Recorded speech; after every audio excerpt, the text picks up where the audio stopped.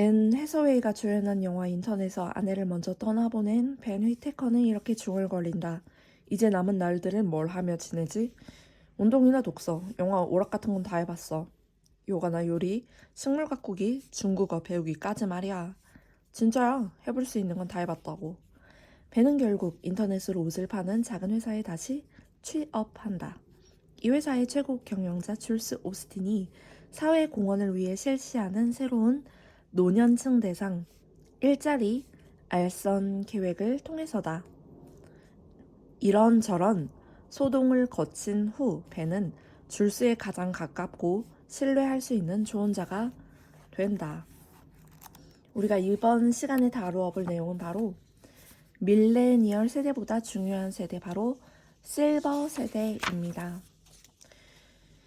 오늘날 전 세계가 주목하는 세대는 마치 24만 명에 달하는 밀레니얼 세대, 1980년도에서 2000년도에 태어나는 세대인 것처럼 바라보고 있습니다. 그러나 밀레니얼 세대에 대한 세간의 관심은 과장되어 있다. 실제로 소비가 빠르게 늘고 있는 세대는 따로 있다라고 필자는 언급합니다. 이들은 전 세계 자산의 최소한 절반 이상을 소유하고 있으며 미국의 경우 비중이 80% 이상인 이들은 바로 60세 이상의 세대다. 이들은 베이비붐 세대 그리고 침묵의 세대 모두를 포함하며 대공황 시기를 겪으며 성장했고 제2차 세계대전을 겪었거나 참전했다. 오늘날 노년층이 누리는 상대적 풍요로움은 역사상 전례가 없던 일이라고 지적했다. 전 세계의 부가 증가하면서 그 부 중 일부는 MZ세대와 같은 젊은 세대에게도 전가가 되었습니다. 그러나 대부분의 MZ세대는 청년 세대로서 돈을 벌어서 그 돈을 쓰는 세대이고 부모에게 물려받은 자산이 없다면 자산이 없고 앞으로 부양할 노인은 많은 세대입니다. 그런데 반해 실버 세대는 청년 시대에 벌어둔 돈으로 자산을 구입했으며 노년기에도 쉬지 않고 일일에 돈을 벌고 있으며 연금을 따박따박 받는 데에 아무런 문제가 없는 세대를 말합니다. 그러한 실버 세대는 밀레니얼 세대보다는 자산이 무려 23배나 많다고 합니다. 산업계 동향을 분석하는 전문 잡지 애드버타이징 에이지에서는 나이키나 폴란드 스프링 같은 유명 기업들도 80세 이상의 고객을 겨냥한 홍보 활동에 관심을 보인다고 말합니다. 우리가 이미 실버 세대의 흐름에 대해서도 이해하고 있고 이들에 대해서도 기업의 홍보가 증가하고 있는 것을 이미 사실 우리는 느끼고 있는 내용이니 편안하게 들어주셔도 좋을 것 같습니다. 이러한 것을 알고 있는 밀레니얼 세대들은 베이비붐 세대에 대해서 불만이 폭발하는 경우가 있습니다. 많은 젊은이가 베이비붐 세대에 분노하며 금융위기에서 기후변화 그리고 불안한 경제 상황에 이르는 모든 것을 이들의 탓, 실버 세대의 탓으로 돌린다라고 이해합니다. 게다가 2008년도에는 금융위기가 일어나서 모든 세대가 부모 세대보다 재정적으로 더 안정된 상황을 누릴 수 있다라는 오래된 믿음에 의문이 던져지게 되었습니다. 부모의 세대보다 가난할 수 있는 세대가 도래한 것입니다. 설문조사에 따르면 50세 이상 영국인들 중 무려 96%가 소비시장에서 무시당하는 듯한 기분을 느낀다고 합니다. 기업과 광고주들의 눈에 띄지 않았던 때를 언급합니다. 인구의 노령화가 기업들에게는 축복이라고 2018년 포브스에서는 언급했습니다. 나이든 소비자들이 경영의 지평을 새롭게 바꿀 것이다. 우리는 이른바 실버 시장 시대를 눈앞에 두고 있으며 이 시장은 특히 개발도상국들에서 무시 못할 소비의 중심으로 성장하고 있다.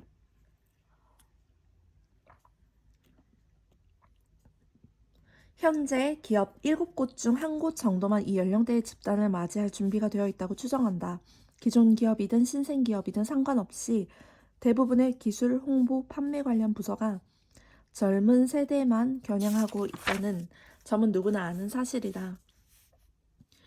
기업들 입장에서는 실버 시장이라는 새로운 기회를 파악하기 어려워할 수밖에 없다. 그런데 이것은 분명한 실수라고 언급합니다. 일부에서는 이들의 구매력이 2030년이 되면 무려 20조 달러에 이를 것으로 추산합니다. 실버 시장 소비자들의 욕구와 필요를 제대로 파악하기란 그리 쉽지 않다. 그리고 적절한 의사소통 홍보 전략을 찾아내는 것 외에도 어려움은 있다. 같은 노년층이라도 어떤 사람들은 더 빨리 늙는다. 이들의 필요와 선호도는 같은 나이라도 서로 다르게 진화하며 때로는 자신이 나이 들었다고 느끼거나 생각하지 않는 사람들도 있다. 실제로 요즘에 60대 이상의 외모만 보더라도 청년과 큰 차이가 없는 실버 세대들도 심심치 않게 볼 수 있습니다.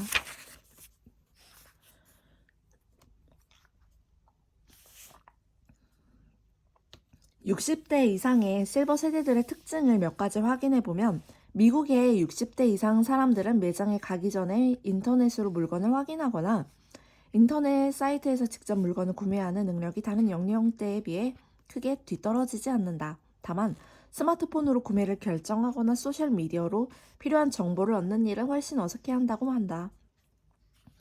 실버 시장 소비자들은 최신 디지털 기술을 따라가지 못하는 것은 아니지만 지금까지 그래온 것처럼 개인적인 도움을 받을 수 있는 지역에 작은 상점들을 선호하는 경향이 있다. 스마트폰을 본다는 것은 기본적으로 영상 메시지 그리고 텍스트 메시지인데 작은 상점에 간다면 사람을 통해서 도움을 받을 수 있습니다. 아직까지 실버 세대는 영상, 텍스트 중심의 전자기기를 통한 도움은 메시지를 전달받을 때 좀 더 딱딱하다라는 느낌을 받으며 사람의 감정과 사람의 직접적인 언어로 전달하는 걸 좀 더 친절하고 상냥하게 느낀다라는 경향성을 개인적으로는 체감하고 있습니다. 실버 시장 소비자들은 여행과 여가 활동 분야의 큰 손은 아니다. 오히려 이들은 건강이 허락하는 한 시간제나 임시직으로라도 다시 일하거나 자원봉사 같은 활동을 하고 싶어 한다.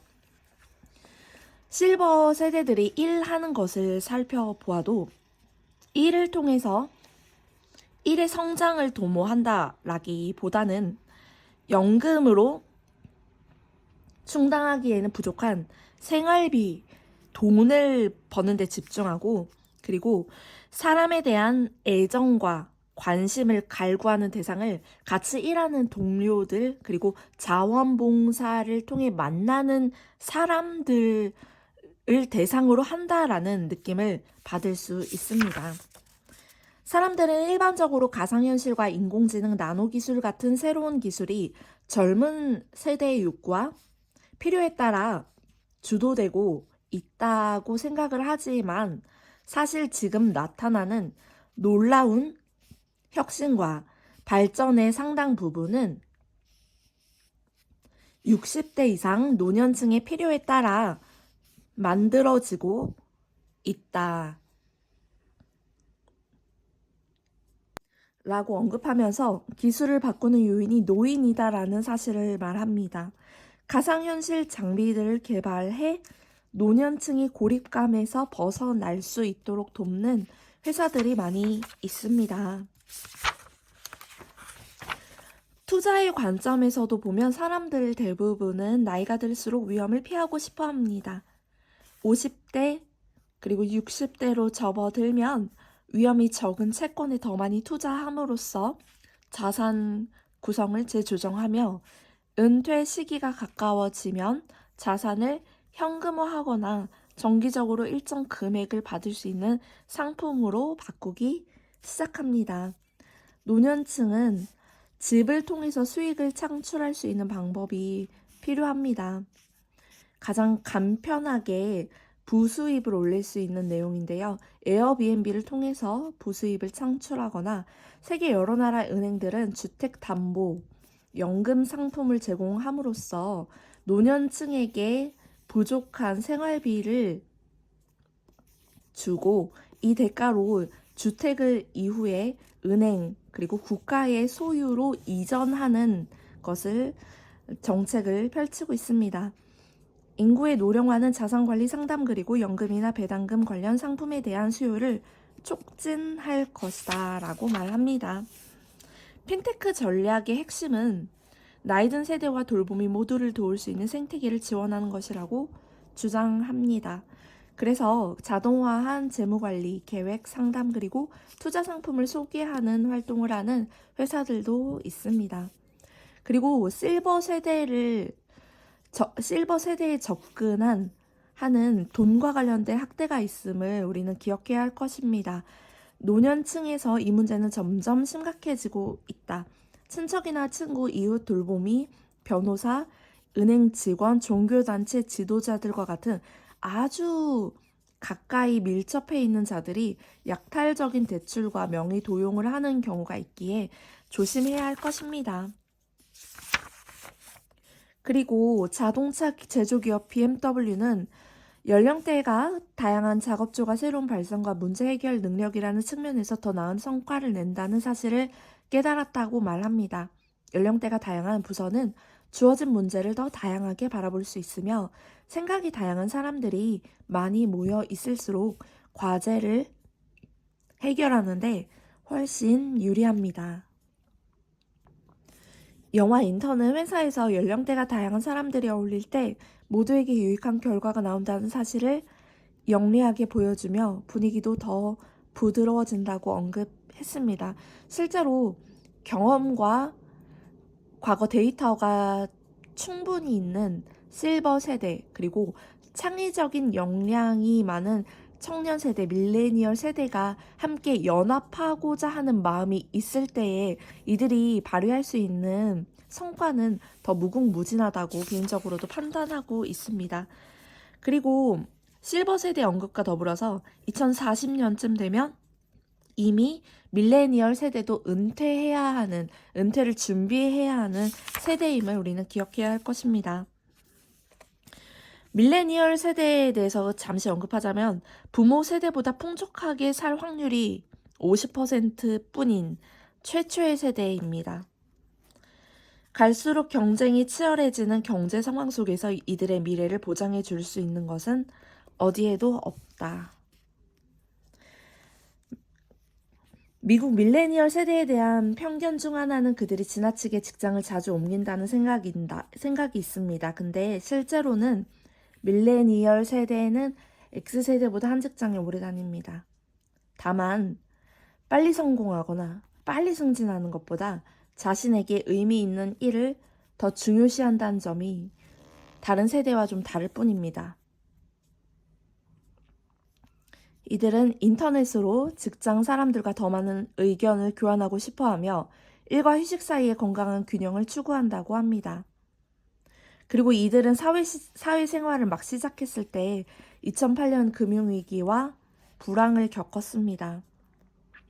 이들은 둘로 나뉩니다. 부유한 가정에서 자란 세대, 금융위기와 불황을 체험하지 않은 세대와 저소득층 가정이거나 중산층 가정에서 세계화와 기술 발전 때문에 부모가 직장을 잃은 가정, 이렇게 두 세대로 나뉘어서 볼 수 있습니다.